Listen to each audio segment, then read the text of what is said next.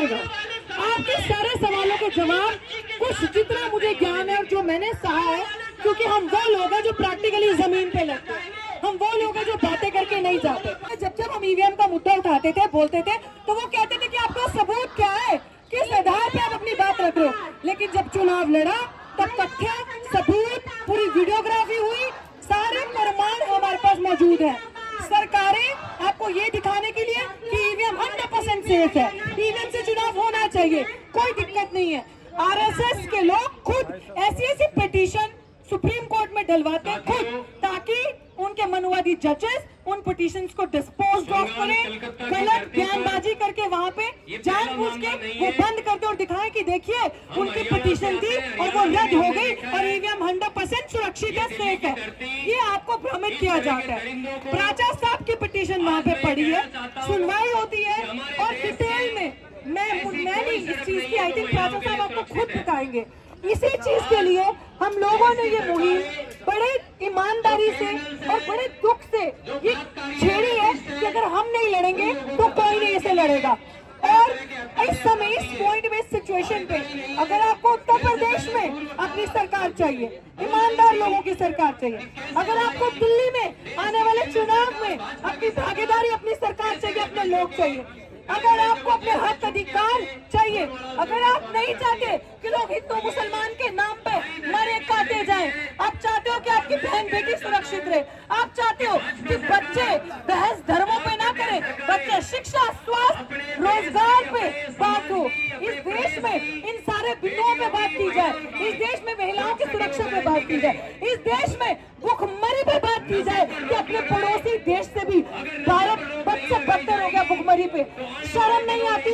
मैं आज बात करती हूँ बड़ी उन एनजीओ को जो बड़ा फंड लेते हैं, बड़ी विमेन महिलाओं की विमेन एम्पावरमेंट की बातें करते हैं, और जब आप सिग्नल पे रेड लाइट पे गाड़ी लगाते हो तो गरीब की बच्चियां छोटी वहाँ भीख मांग रही होती है, वहाँ पर प्रदर्शन करके दिखा रही होती है। ये है हमारे भारत की असलियत, ये है हमारे देश की असलियत, क्योंकि सरकार ठगों के चोरों के हाथ में है। आप लोग सोचते हो कि जमीन तो हमारी इतनी मजबूत है, जमीन पे तो हमारी रैलियों में इतनी भीड़ आती है, लोग इतने सारे हमारी रैलियों में होते हैं जब इलेक्शन होते हैं, तो वो इलेक्शन वोट जो है वो हमारे लोगों का वोट काउंट क्यों नहीं होता? हमें जब वोट देने जाते हैं तो ऐसा क्या होता है कि जिस जगह पर किसान इतना परेशान है, जिस जगह पे सबसे ज्यादा प्रताड़ना हरियाणा, पंजाब जैसी जगह पे सरकार ने इतना बद से बदतर सलूक किया, फिर वहाँ पे पंजाब में देखो तो भाजपा का वोट काउंट बढ़ जाता है, हरियाणा में देखो तो पूरी सरकार बन जाती है, उत्तर प्रदेश में आपने देखा कि कैसे लीड ले गई।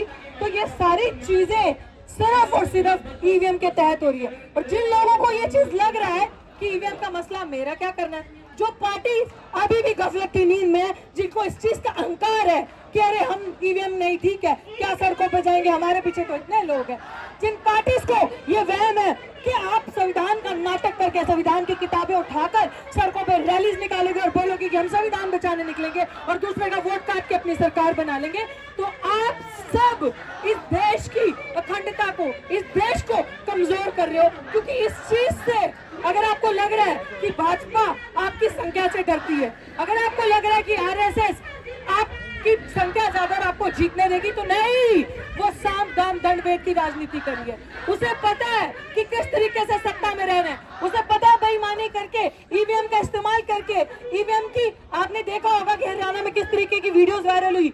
एक राज्य में, हरियाणा में, एक डिस्ट्रिक्ट में, आप यकीन नहीं मानेंगे, 6:30 बजे तक वोटिंग हो रही थी, वो विधायक वहां का चिल्लाता मर गया कि बेईमानी हो रही है, चोरी हो रही है, देखो अभी तक बूथ खुला और वोटिंग हो रही है। ये सारी चीजें ऐसे ही हो जाती है हवा में।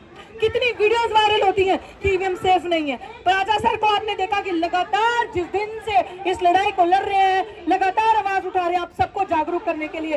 तो मैं ये चाहती हूँ कि अगर मेरी बहनें जितनी भी यहाँ पे बैठी हैं, वो चाहती है कि हम सुरक्षित आधी रात को भी सड़कों पे चलें, हम सुरक्षित कभी भी सर उठा के कहीं पे भी निकल सकते हैं, हमें डर ना हो कि कोई हफ्सी आकर हमें अटैक करेगा, खाएगा, या हमारे साथ बदसलूकी करेगा, या हमारा अपहरण होगा, या किसी गरीब की बहन बच्ची का रेप होगा।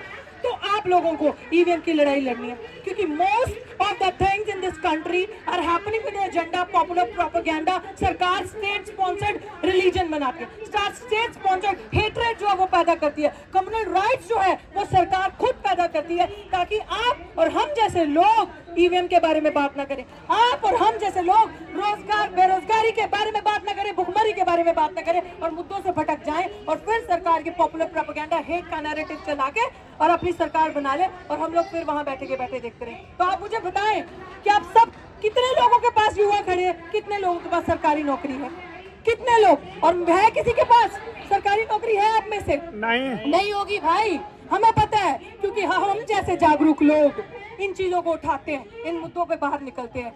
कितने लोग 8-8, 9-9 मुकदमे में झेल रही हूँ, हम लोग अदालतों में जाते हैं, इतनी लंबी लंबी डेट मिलती है आपको इस सिस्टम में रहते हुए, क्योंकि सरकारों का जुडिशरी पे प्रेशर है, पूरा कंट्रोल है भाजपा सरकार का। आपको क्या लगता है कि आपको इस सिस्टम में न्याय मिलेगा?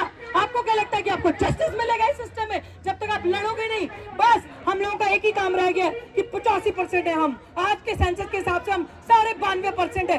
कहाँ पे हम 92.5%? सड़कों पे है, सरकार हमें बांटती है, वर्गीकरण करके विभाजन किया। हम लोगों को जो हमारा हक है, अधिकार, वो नहीं देना, लेकिन ये बताना कि इसका अधिकार वो खा गया।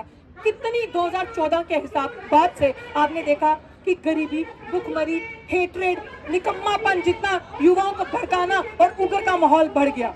तो मेरी सबसे यही कहना है कि जितने भी लोग आज अपनी सलाह देकर जाएं, आज अपना बताकर जाएं हमें कि किस तरीके से इस लड़ाई को और मजबूत किया जा सकता है, और हम लोग कोई भी पार्टी बचेगी नहीं। मैं प्राचा सर, मेरी रिक्वेस्ट है कि हम एक मेमोरेंडम लेके, अगर वो बहुत बड़े लोग हैं पार्टीज वाले विपक्षी, तो हम उनके पास चलते हैं। अगर उनके अंदर इतना एटीट्यूड और इतनी अकड़ है कि हम लोगों के पास इतना जन अधिकार और इतना वोट है, अगर आप लोगों को शर्म नहीं है कि सड़कों पे आना है, तो हम लोगों का पूरा डेलीगेशन आपके पास आएगा और आपसे रिक्वेस्ट करेगा कि मरो, शर्म करो, सड़क पे आओ। क्योंकि अगर तुम लोग सड़कों पे नहीं आओगे तो हम जैसे युवा का भविष्य जो है वो अंधकार में है, हमारी आने वाली पीढ़ियां बचेंगी नहीं, नस्लें गुलाम पैदा होंगी।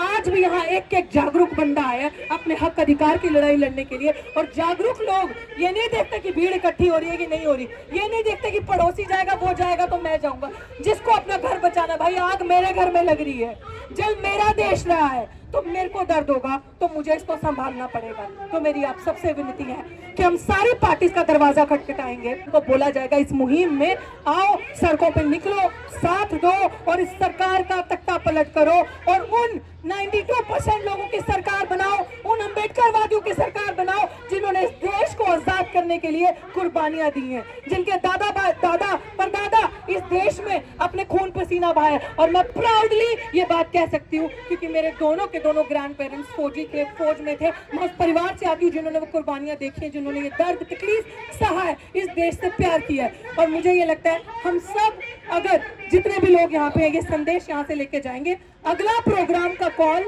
आपको 1 हफ्ते के अंदर मिलेगा। और हम किसी का इंतजार नहीं करते, हमें जरूरत नहीं है दलालों की, हमें जरूरत नहीं है ऐसे लोगों की जो चंदाखोर लोग हैं, हमें जरूरत नहीं है ऐसे लोगों के साथ की जो गरीब लोगों को बड़ी बड़ी भीड़ लगाएंगे, भड़काएंगे और ऐसे प्रोग्राम करके चले जाएंगे जिसका कोई सोल्यूशन नहीं होता। आपने देखा था दिल्ली यूनिवर्सिटी का वो प्रदर्शन, उस केस में 9 FIR मेरे पे हुई, लेकिन सर नहीं झुकाया। वहां से हमारा धरना हटाने के लिए 144 लगा दी कि ये लोग बैठ ना सके, लेकिन फिर भी हम हारे नहीं, उतनी मजबूती से हम कोर्ट में लड़ रहे हैं। तो जो मेरा भाई बहन चाहता है, हम ईमानदारी से, मजबूती से, भाजपा से जो लोग दुखी हैं लड़े, उन सबको सड़क पे आना होगा और अगली बारी भारी संख्या में हम लोग आपको यहाँ पे मिलेंगे। और फिर थोड़ी देर में, अभी औरों को सुन के थोड़ी देर में फिर आपके बीच में आऊंगी। और मैं बहुत बहुत शुक्रिया अदा करती हूँ कि मिशन सेव कॉन्स्टिट्यूशन ने ये इनिशिएटिव लिया और इस लड़ाई को पूरी मजबूती से हम लोग लड़ेंगे जब तक ईवीएम पूरा खात्मा नहीं कर देते। और चुनाव होगा तो पेपर बैलेट से होगा, और ये चीज याद रखना और घर जाके आपके माँ बाप से पूछना कि जब जब पेपर बैलेट से जब चुनाव हुआ होगा तब तक हमारी सरकारें बनी होगी, तब तक हमारा राज रहा होगा। और आज ईवीएम से चुनाव आया तो चोरों की सरकार आई। शुक्रिया साथियों, जय भीम, जय भारत, जय सरकार।